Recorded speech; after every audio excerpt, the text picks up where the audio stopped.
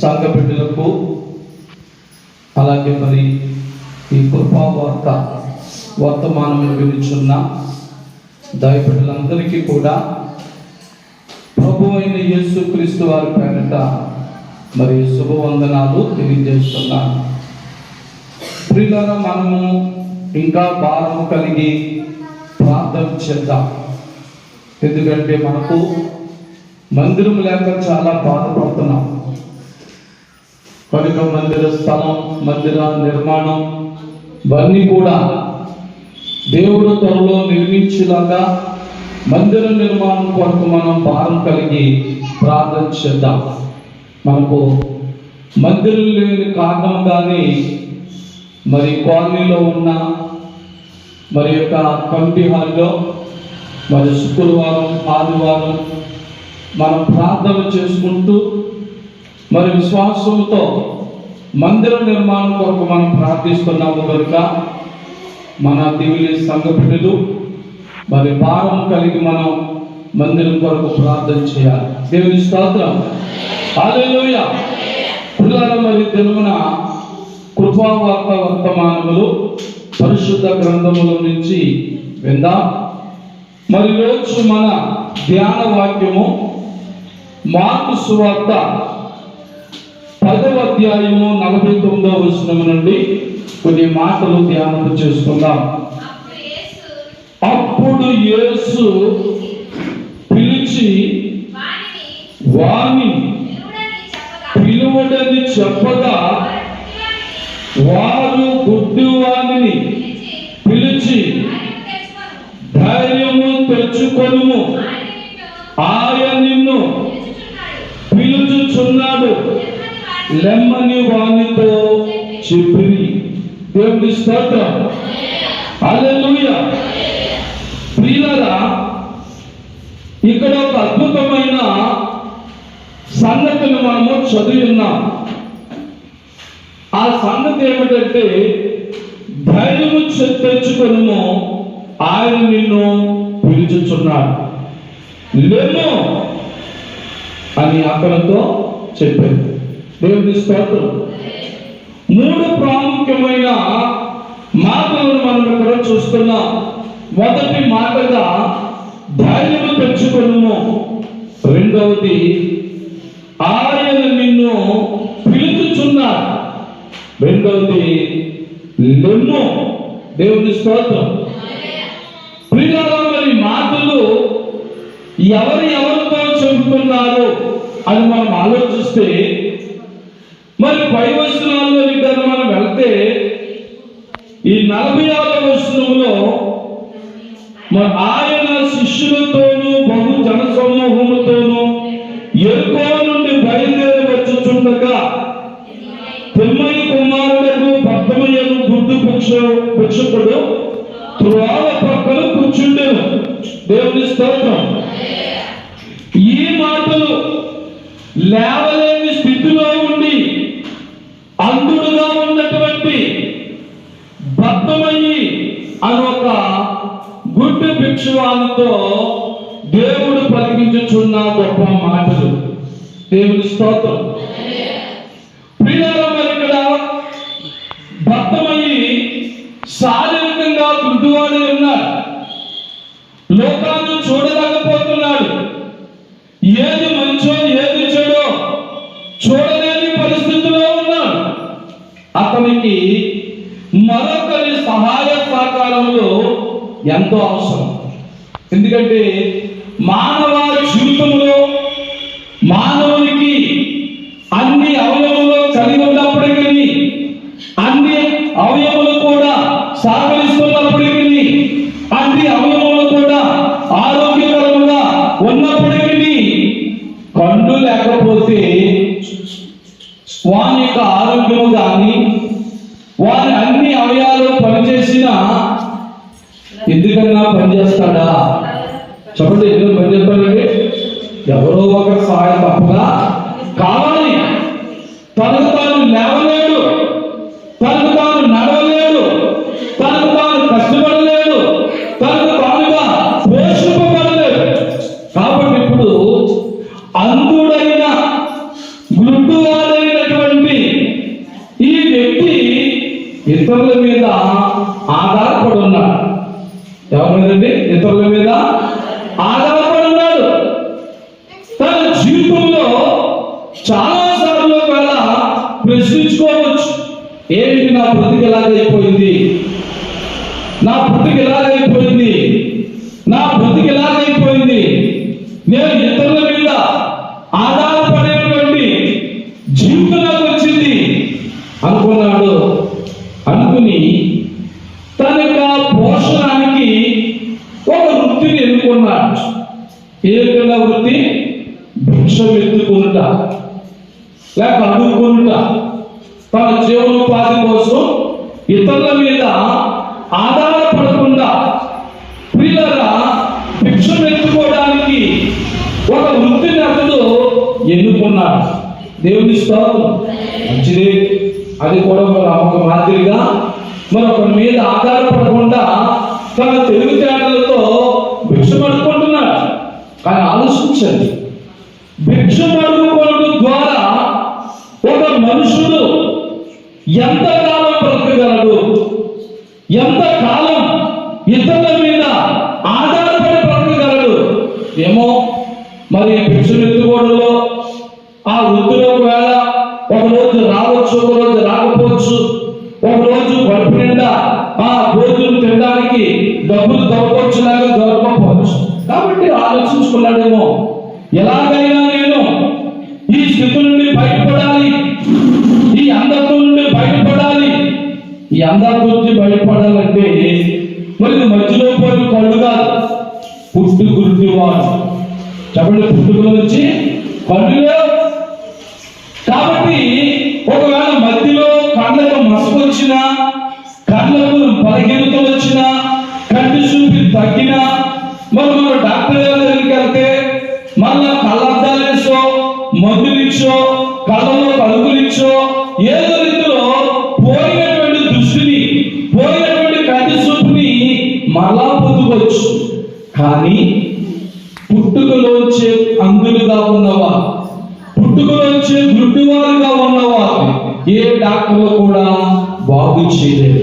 ఒక పక్క బాధపడుతున్నాను, ఒక పక్క ఆలోచిస్తున్నా, నా జీవితానికి పరిష్కారం ఏదైనా దొరుకుతుందా, నా అంధత్వాన్ని విడిపించేవాడు ఎవరైనా ఉంటారా ఆలోచించుకుంటున్నాడు. ఒక పక్క భిక్షం ఎత్తుకుంటున్నాడు.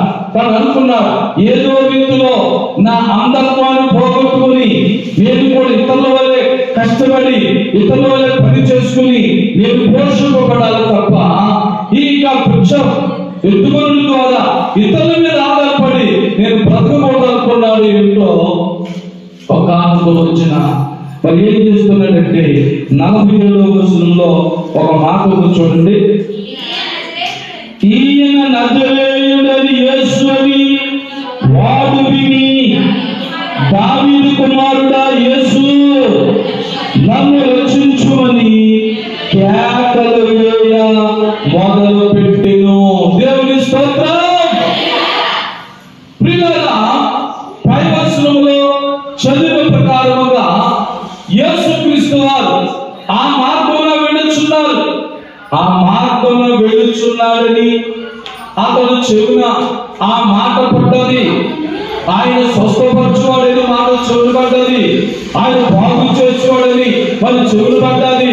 ఆయన ఒక్కడే ఏ కష్టం నుంచైనా, ఏ బాధ నుంచైనా, ఏ వ్యాధి నుంచైనా, ఏ లోకం నుంచైనా మరి విడిపించగల సమర్థుడని ఆయన విన్నాడు. దేవుని స్తోత్రం.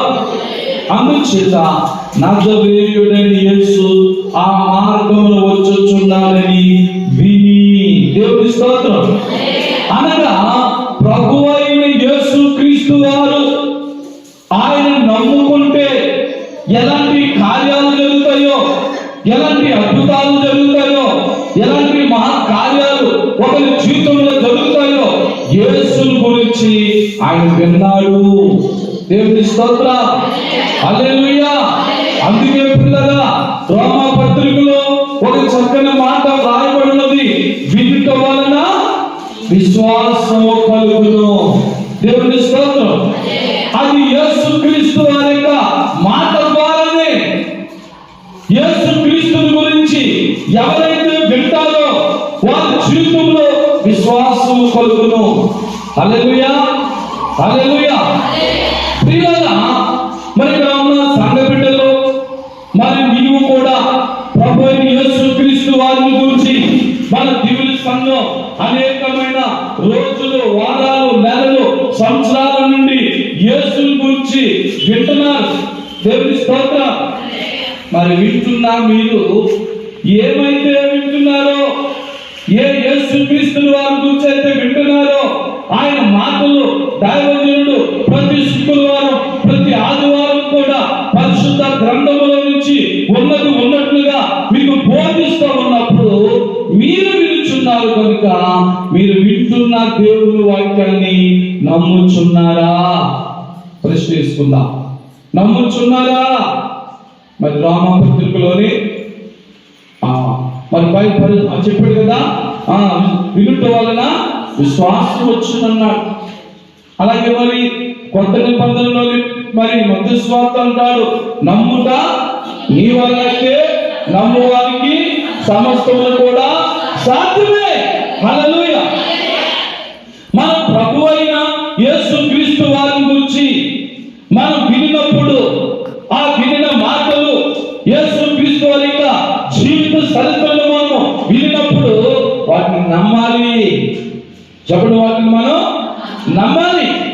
ఇదిగో మరి గుడ్డు వాడైనా, అంధుడైనా, భక్తమయ్యి ప్రభు అయిన యేసుక్రీస్తు వారిని గురించి విని ఏమని కేకలేస్తున్నాడు? దావీదు కుమారుడు యేసు నన్ను కరుణించుమని కేకలు వేయ మొదలు పెట్టెను. దేవుని స్తోత్రం. ఎప్పుడు మరి కేకలు వేస్తున్నాడు అంటే, ఆ మార్గంలో చాలా మంది వెళ్ళారు, చాలా మంది ధనవంతులు వెళ్ళారు, కేకలు వేయలేదు. చాలా మంది గొప్పవారు వెళ్ళారు, కేకలు వేయలేదు. చాలా మంది అధికారులు వెళ్ళారు, కేకలు వేయలేదు.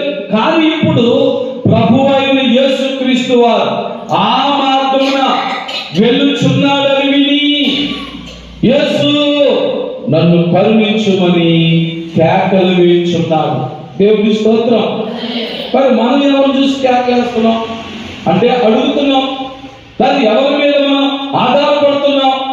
మనం బంధువుల మీద, లేక మన కుటుంబం మీద, మన అధికారుల మీద, లోకంలో ఉన్న మరి ఆయా మనుషుల మీద మనం ఆధారపడతాం. వారిని పిలుస్తాం. మరి వాళ్ళ వల్ల ఇంత పిలిస్తే వాళ్ళు అంటారు, నా వల్ల ఏమి కాదు అంటారు. అదే మనము ప్రభు అయిన యేసుక్రీస్తు గురించి ఈ భక్తమై విని ఎలాగైతే నమ్మి, ఎలాగైతే నన్ను కరుణించు ప్రభువా, యేసు నన్ను కరుణించమని కేకలు వేస్తున్నాడో, నీకున్న ప్రతి అవసరత విషయంలో, ప్రతి లోటు విషయంలో, ప్రతి కొద్ది విషయంలో, ప్రతి ఇబ్బంది విషయంలో యేసు యొద్దకు వచ్చి ప్రభు అయిన యేసుక్రీస్తు నందు విశ్వాసం నుంచి ఆయన దగ్గర నీవు కూడా నీ కష్టముల గురించి, నీ బాధల గురించి, నీ లోటుల గురించి, నీ కొదువుల గురించి ఆయన దగ్గర కేకలు వేసి ప్రార్థిస్తే నీవు దీవించబడతావు. హల్లెలూయా. మరి ఈ దినమున శుక్రవారం ప్రార్థనలో దానియేలు అనుభవంతో కూడా 3 ప్రార్థనలు చేస్తున్నప్పుడు మన దేవుని సంఘ బిడ్డల్లో చాలా మంది కన్నీటి ప్రార్థనలు చేస్తూ కేకలు వేయడం నేను విన్నాను. దేవుని స్తోత్రం. కేకలు వేశారు. పక్క వారింటారు సిగ్గుపడలేదు, ఎదుటి వారింటారు సిగ్గుపడలేదు, వారింటారు వీరింటారు మరి బాధపడలేదు, మరి చూడలేదు. కానీ వారి కష్టాలు బట్టి, వారికున్న లోటును బట్టి, వారి గొంతును బట్టి కన్నీటితో దేవుని దగ్గర కేకలు వేసి ప్రార్థన చేస్తారు. దేవుని స్తోత్రం.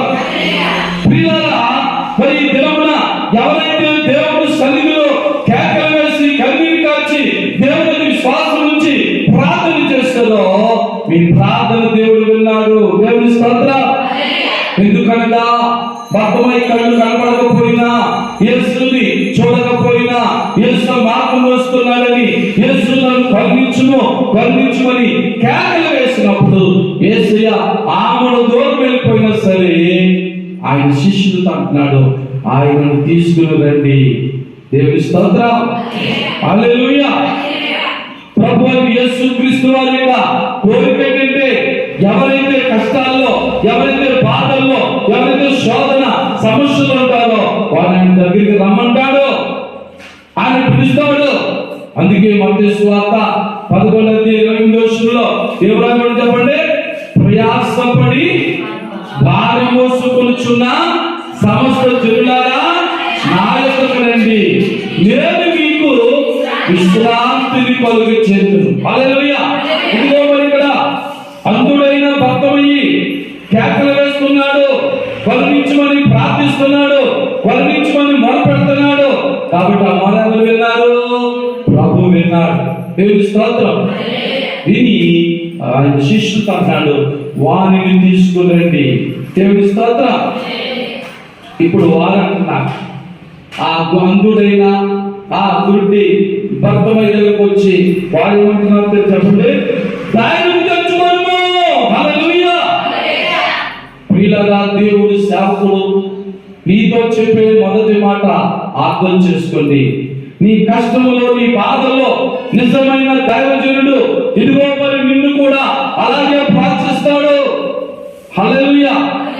అందుకే బైబిల్లో యోహాను సువార్తలో ప్రభువు చెప్పాడు, జీతగాడే సొంత కాపరి తన గొర్రెల కొరకు ప్రాణం పెట్టినన్నాడు. హల్లెలూయా.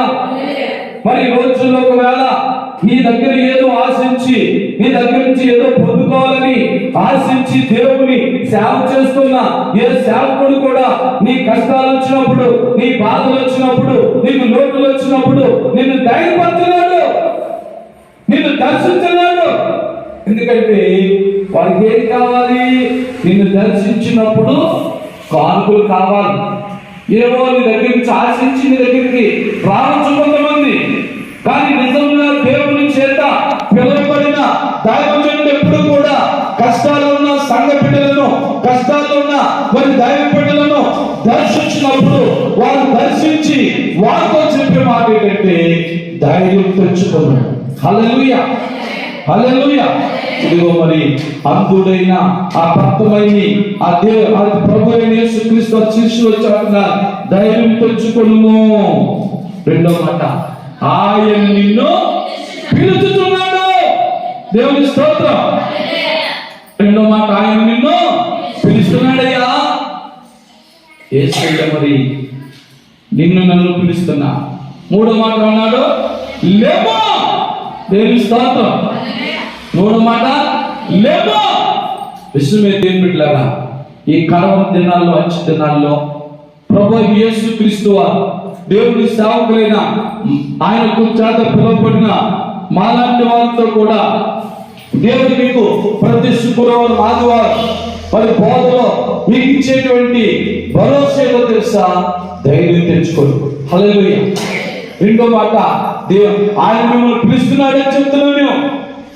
అనేక సార్లు మీకు ఆ మత్తయి సువార్త 11:28 జ్ఞాపకం చేస్తున్నందుకే. ఎందుకంటే ఎవరైతే కష్టంలో, బాధల్లో, శోధనలో, వేదనలో ఉన్నారో వారందరినీ కూడా ప్రభు అయిన యేసుక్రీస్తు వారు ఏం చేస్తున్నారు? పిలుస్తున్నాడు. ఆయన పిలుపు అందుకున్న ప్రతి వారు కూడా మూడోది ఏం చేయాలి? లేవాలి. నేను ఇంట్లోనే ఉంటానంటే కుదరదు, నా ఉద్యోగంలో ఉంటానంటే కుదరదు, నా వ్యాపారంలో ఉంటానంటే కుదరదు, నా ప్రయాణాల్లో ఉంటానంటే కుదరదు, నా పరిపాలనలో ఉంటానంటే కుదరదు. లేవాలి. లేచి ఎక్కడికి రావాలి? ప్రభు దగ్గరికి రావాలి. దేవుడి స్తోత్రం. మరి లేచి నువ్వు రావాలి. దేవుని బిడ్డలారా, మనము కూడా ఒకవేళ ప్రభు పిలుస్తున్నాడని మనం నమ్మినా చాలా సార్లు మనం ఏం చేస్తున్నామంటే లేచి ఆయన దగ్గరికి రాలేకపోతున్నాం. చూడండి, ఈ భక్తమయ్యి లేచి ఆయన దగ్గరికి వచ్చినప్పుడు 50 రోజుల ప్రభు వాడి చూడండి, యేసు నేను నీకేమి చేయబోచున్నావని వారిని అడుగగా ఆ గుడ్డివాడు బోధకుడా నాకు దృష్టి కలుగు చేయమని ఆయనతో అనిను. దేవుని స్తోత్రం.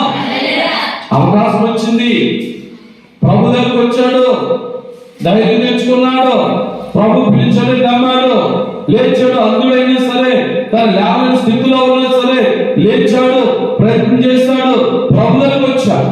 ప్రభు దగ్గరికి వస్తే ఎన్నో స్వస్థపరిచేదైనా, ఎన్నో బాగు చేసాడండి. లేదు, అతని విశ్వాసాన్ని పరీక్షిస్తున్నాడు. ఏం చెప్తున్నాడు? అతని విశ్వాసాన్ని పరీక్షిస్తున్నాడు. ఎందుకనగా విశ్వాసం లేకుండా దేవునికి ఇష్టలుగా ఉండుట అసాధ్యము. దేవుని స్తోత్రం.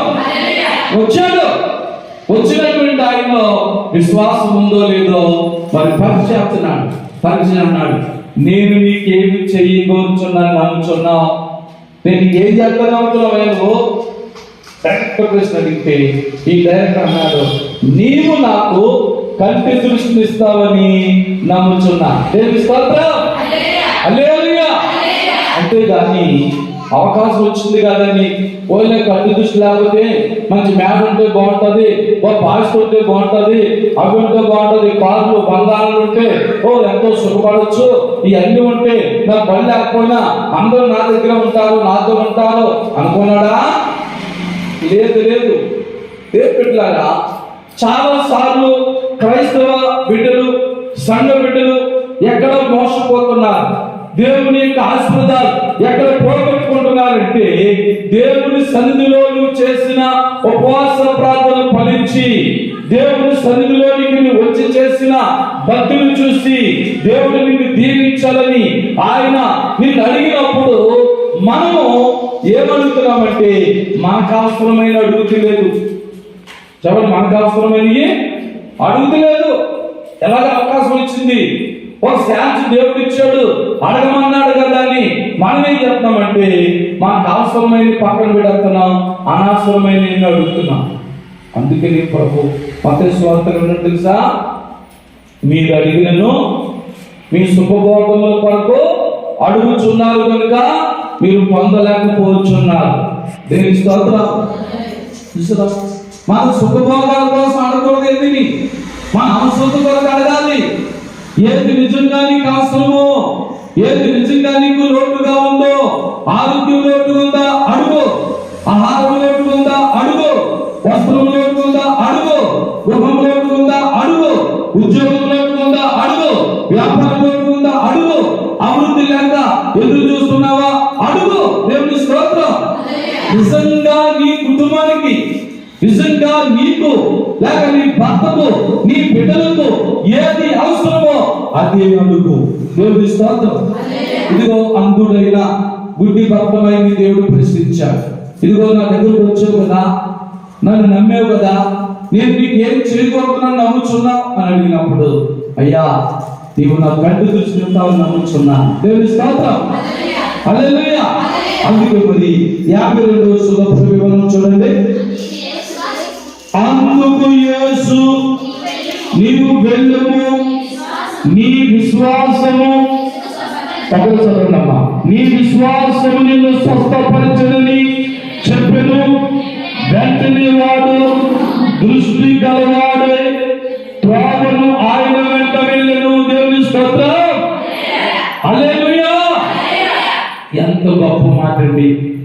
అప్పుడు వెంటనే ప్రభు అంటున్నాడు, ఇదిగో నీవు నాకు కంటి దృష్టి కలుగు చేయదని ప్రభుత్వం చెప్పినప్పుడు ఆయన అన్నాడు, నీ విశ్వాసం నిన్ను స్వస్థపరచెను. దేవుని స్తోత్రం. హల్లెలూయా. దేవుని బిడ్డలారా, జాగ్రత్తగా ఆలోచించండి.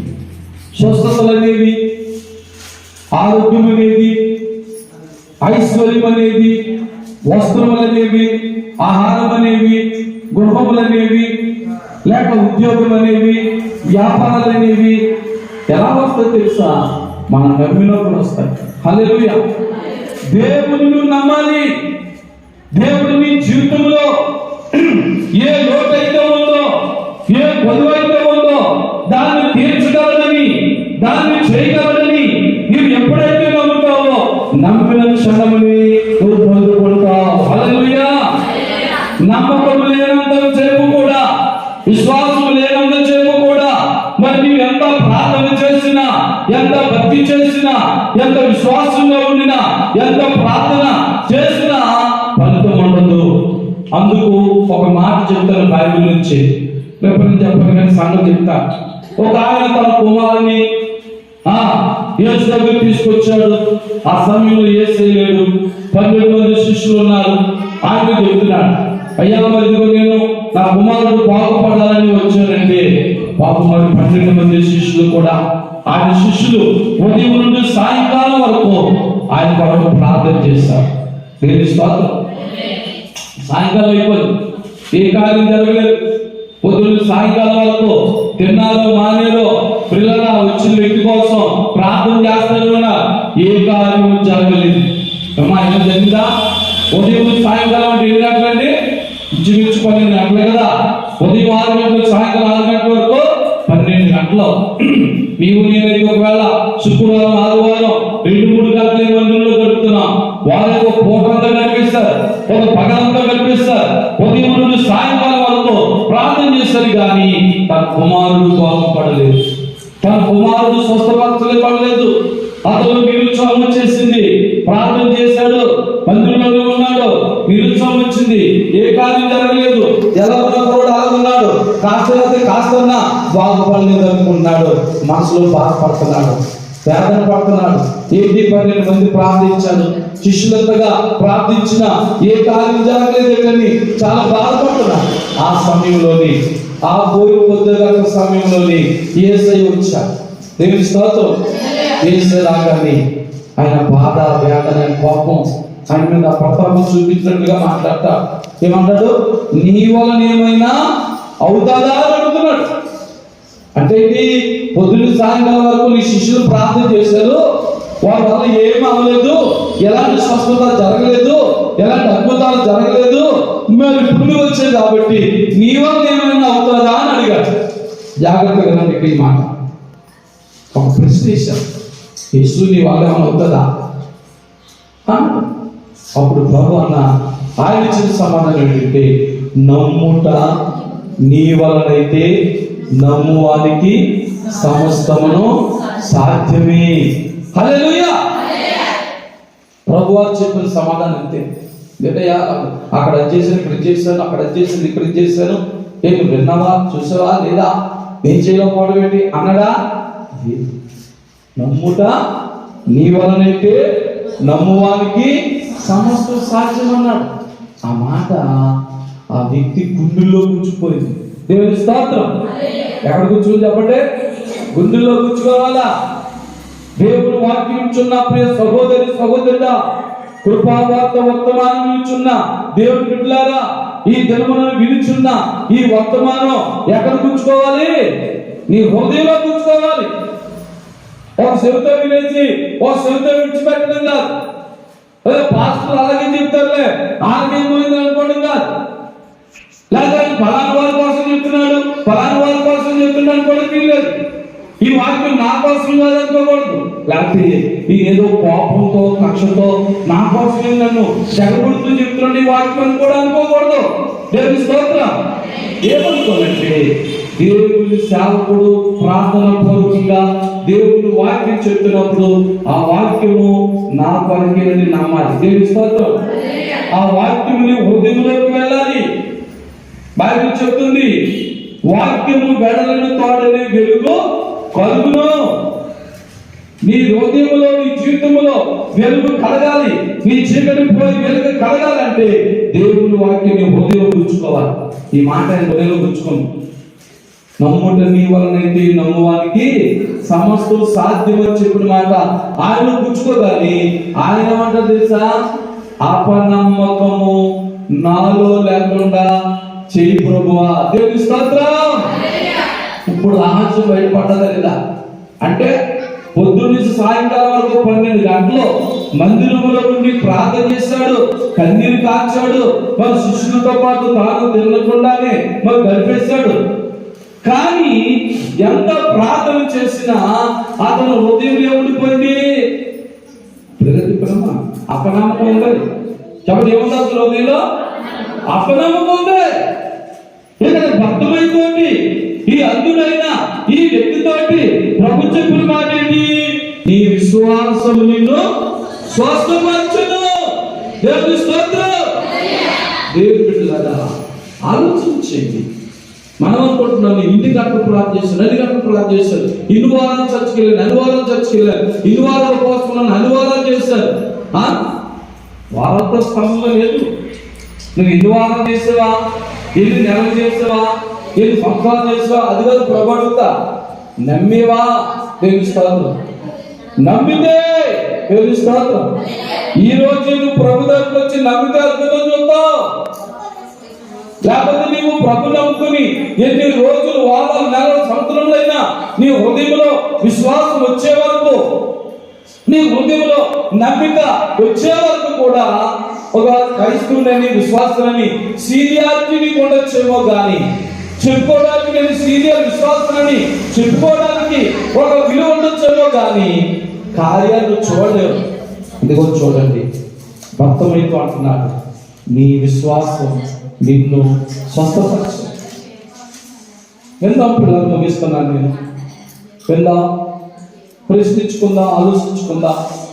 మరి నీ జీవితంలో కూడా నువ్వు ప్రభు నమ్ముకుని ఎన్ని రోజులైంది, ఎన్ని వారాలైంది, ఎన్ని నెలలైంది, ఎన్ని సంవత్సరాలైంది?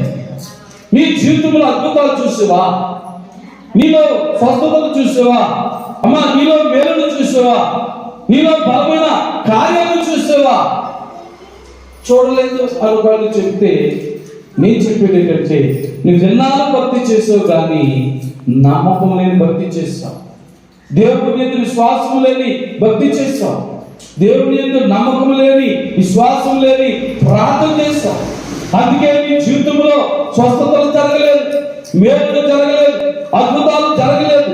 కనీసం ఈ రోజున ఈ యొక్క మార్కు సువార్త 10వ అధ్యాయం 49వ వచనంలో ప్రభువు యేసుక్రీస్తు వారు మరి భక్తమైతో, మందుడైన, గుడ్డివాడైన భక్తమైతో చెప్పిన రీతిగా నీ విశ్వాసము నిన్ను స్వస్థపరచునని చెప్పిన మాట నీవు నమ్మితే, దేవుని స్తోత్రం, ఆ మాట నీవు కూడా నమ్మి విశ్వాసం ఉంచితే ఎన్నో రోజులు, వారాలు, నెలలు, సంవత్సరాలు బట్టి పొందలేని మేలులు, పొందలేని స్వస్థతలు, పొందలేని అద్భుత కార్యాలు ఈ దినమునే నీ జీవితంలో పొందగలరు. మన దేవుని సంఘ బిడ్డల్లో ఏ లోటులు ఉన్నాయో, కొదులు ఉన్నాయో వాటన్నిటిని కూడా ఈ దినమునే పొందగలరు. అలాగే మరి కృప, మరి కృపావార్త వర్తమానం నుంచున్న ప్రతి ఒక్క బిడ్డల జీవితాల్లో కూడా అద్భుత కార్యాలు, బలమైన కార్యాలు, స్వస్థత కార్యాలు, మహత్ కార్యాలు ఈ దినమని దేవుడు చేస్తాడు. ఆయన ఏమన్నా చూడండి, చక్కని మాట, నీవు వెళ్ళుము. దేవుని స్తోత్రం. దేవుని దగ్గరికి వచ్చి వెళ్ళేవారు ఏ పట్టుకుని వెళ్ళాలి? దీవులు పట్టుకుని వెళ్ళాలి. అందుకే కీర్తన వాడు అంటాడు, గుప్పుడు విత్తనాలు చేత పట్టుకుని కన్నీరు విడిచుచు విత్తువాడు సంతోష గానములతో పానలు మోసుకుని పోవును. దేవుని స్తోత్రం, హల్లెలూయా. ఎన్నో దుఃఖములతో, ఎన్నో బాధలతో, ఎన్నో వ్యాధులతో, ఎన్నో సమస్యలతో, ఎన్నో లోటుపాటులతో దేవుని దగ్గరికి వచ్చిన నీవు నేను కూడా ఎలా వెళ్ళాలి? సంతోషంతో వెళ్ళాలి, దేవుని పట్టుకుని వెళ్ళాలి, మేలుని పట్టుకుని వెళ్ళాలి, స్వస్థతను పొంది వెళ్ళాలి. అంతేగాని ఏ బాధలతో అయితే వచ్చేమో, ఏ కష్టాలతో వచ్చేమో, ఏ ఇబ్బందులతో వచ్చేమో మరలా తిరిగి అవే ఇబ్బందులతో, అవే బాధలతో తిరిగి నువ్వు ఇంటికి వెళ్తే ఏంటి ప్రయోజనం? ఈరోజు నువ్వు ఉపవాసం ఉన్నదానికి ఏంటి ప్రయోజనం? ఈరోజు నువ్వు దేవుని దగ్గరికి వచ్చినందుకు ఏంటి ప్రయోజనం? ఈ రోజంతా నీ వంట పనులు, ఇంటి పనులు, నీ ప్రయాణాలు, నీ లోక విషయాలన్నీ పక్కన పెట్టి దేవునితో గడిపినందుకు ఏంటి ప్రయోజనం? ఆలోచించండి పిల్లగా. దేవుని మాటలు ప్రభు నీతో మాట్లాడుచున్నా.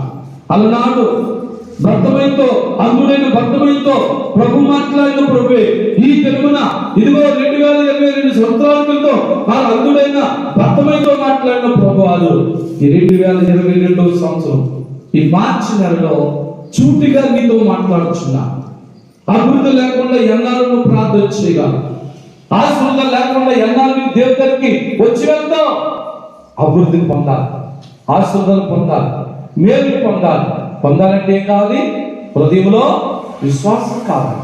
నీ హృదయంలో అపనమ్మకం ఉండకూడదు, అవిశ్వాసం ఉండకూడదు. నువ్వు ఏ విషయం అయితే ఉపవాసం నుండి కన్నీరు కాల్చి ప్రభుని అడుగుతున్నావో వాటిని పొందుకున్నామని నమ్మాలి. హల్లెలూయా. బైబిల్ చెప్తున్నాడు, మీరు అడుగు వాటినలను పొంది ఉన్నామని నమ్మి ప్రార్థన చేయండి, అప్పుడు వాటిని పొందుదురు. హల్లెలూయా. మనం అనుకుంటాం ఏదో అడుగుతున్నాను కానీ దేవుడు చెప్తాడా అన్నట్టు ప్రార్థన కాదు. ఈ దినమున నేను ఉపవాసం ఉన్నా, ఈ దినం నేను దేవుడి సన్నిధికి వెళ్ళాను, నేను ప్రార్థన చేస్తున్నాను, ఆయన వింటాడు, నేను దీవించబడి తిరిగి వస్తానని నమ్మాలి. హల్లెలూయా. ప్రభు అన్నాడు పక్కతో, నువ్వు వెళ్ళుమో, ఎందుకంటే నువ్వు మీరు పొందుకుంటా అనుకుంటా. ఆ మాట నమ్మి అందుడైన భర్తమై వెళుతున్నప్పుడు మార్గంలోనే స్వస్థత పొందాడు. మార్గంలోని వెళ్ళుచుండగానే అతడు స్వస్థత పొందాడు. హల్లెలూయా. కనుక దేవుని బిడ్డ, మధ్యలో దేవుని సన్నిధికి వచ్చిన నీవు నేను కూడా తిరిగి మన ఇళ్లతో మన గృహాలకి వెళ్తున్నప్పుడే ప్రభు యొక్క దీవును పొందుకుని వెళ్తాం, సంతోషాలు పొందుకుని వెళ్తాం, ఆశీర్వాదాలు పొందుకుని వెళ్తాము. కనుక ఈ దినమున నీలో గాని నాలో గాని అపనమ్మకం ఉంటే, ఆ యొక్క వ్యక్తి ఎలాగైతే నాలో అపనమ్మకం తీసివేయకూడదని అడిగాడో, మోకరించి మనం కూడా ప్రభుని అడుగుతాం. ప్రభా, నేను ఇన్ని సంవత్సరాలు బట్టి నిన్ను నమ్ముకున్నా, నాలో ఇంకా ఈ రోజు నువ్వు నాతో చూడిగా మాట్లాడిన ప్రకారముగా ఈ గొప్ప వర్తమానములు వినడం ద్వారా ఇదిగో నాలో ఫలానా లోటు ఉందనైనా నేను నమ్మలేకపోయాను, నేను విశ్వాసం ఉంచలేకపోయాను, నాలో ఫలానా విషయంలో అపనమ్మకములతో నేను ఎంతగానో దీవించబడలేకపోయాను, నేను ఎంతగానో ఆశీర్వదించబడలేకపోయాను. ప్రభా, ఇప్పుడే నాలో అపనమ్మకం తీసే ప్రభా, నాలో విశ్వాసం తీసే ప్రభా, నాలో భక్తిని తీసే ప్రభా, నాలో నిజమైన ప్రార్థన జీవితం వల్ల నూతనంగా పుట్టించినైనా నాలో విశ్వాసాన్ని నూతనంగా పుట్టించి ప్రభాని మనం ప్రార్థన చేసుకుందాం. మోకరించుదాం పిల్లరా. మరి దేవుని సంగమా, ధైర్యముగా ఉండు.